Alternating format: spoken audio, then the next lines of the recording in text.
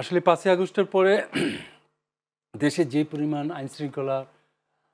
আইনশৃঙ্খলা বলতে আমরা প্রথমত বুঝি পুলিশ, আমরা আমাদের সচিবালয়, আমাদের পুলিশ প্রশাসন এবং আমাদের সেনাবাহিনী, এই ৩টা অর্গান রাষ্ট্রের মানে টোটালি মানে আমাদের এই ইউনিট সরকারকে কখনই সাপোর্ট করে নাই। আচ্ছা, এটার উত্তরণের একটা পথ দ্রুত নির্বাচন। দ্রুত নির্বাচন যখন হবে, একটি দলীয় সরকার যখন আসবে, তখন প্রশাসনের সচিবরা, পুলিশের পদস্থ কর্মকর্তারা, সামরিক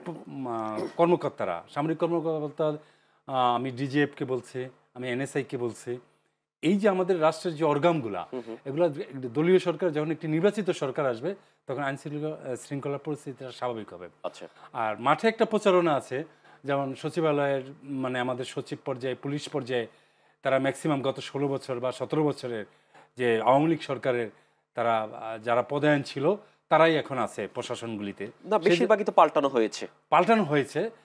হয়ে গেলে আপনি 1 2 3 4 কত পাল্টাইছেন, ওটা কিন্তু রয়েই যায়। আর প্রশাসনের ভিতরে স্বাধীনতার পর থেকে আমাদের দেশের ভিতরে, আমাদের দেশের আমলাতান্ত্রিক একটা যে বিষয়টা আছে, তারা দলীয় সরকার না আসলে তারা কখনই দেশটাকে সুস্থভাবে করে না, চালাচ্ছে না। মানে এখন ইউনূস সাহেবের যে প্রশাসনের যা উপদেষ্টারা আছে, তাদের অনেক কথাগুলো তারা শুনে না দেখেই আজকে আইন শৃঙ্খলার পরিস্থিতিটা এই পর্যায়ে আসছে। আরেকটা বিষয় কি,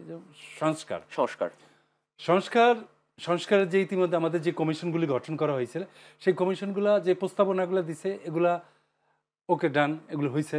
এখন আমাদের এই সংস্কারগুলোর জন্য একটি পার্লামেন্ট দরকার, নির্বাচিত একটি পার্লামেন্ট দরকার।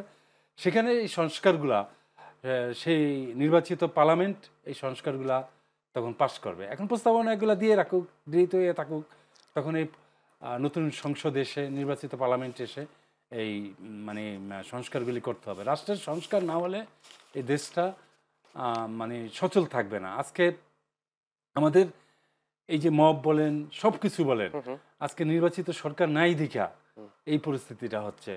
অবাধ তথ্য প্রবাহ, অবাধ মুক্ত আলোচনা, বিএনপির নামে অপপ্রচার এত বেশি হচ্ছে, অনলাইনে বলেন, সব জায়গায়। অবশ্যই সংস্কার অবশ্যই প্রয়োজন আছে, নাহলে এই রাষ্ট্র, আমাদের ছাত্র জনতার যে চাহিদা ছিল, সেটা ছিল যে আমাদের মানে কোনো সরকার যেন শেখ হাসিনার মতো বা ফ্যাসিজমের জন্ম না হয়। এই জন্যই তো আমাদের এই সংস্কারগুলো হয়েছে, প্রস্তাবনা গৃহীত হয়েছে, কিছু নোট অফ ডিসেন্ট দেওয়া হয়েছে বিভিন্ন দল থেকে, বিভিন্ন মত থেকে, সেগুলোও সংশোধন করে প্রয়োজনে অধিকতর আলোচনা করে একটি নির্বাচিত পার্লামেন্ট আইসা, পরবর্তী সরকার আইসা পার্লামেন্টে এটা পাশ করবে, এটাই প্রত্যাশা।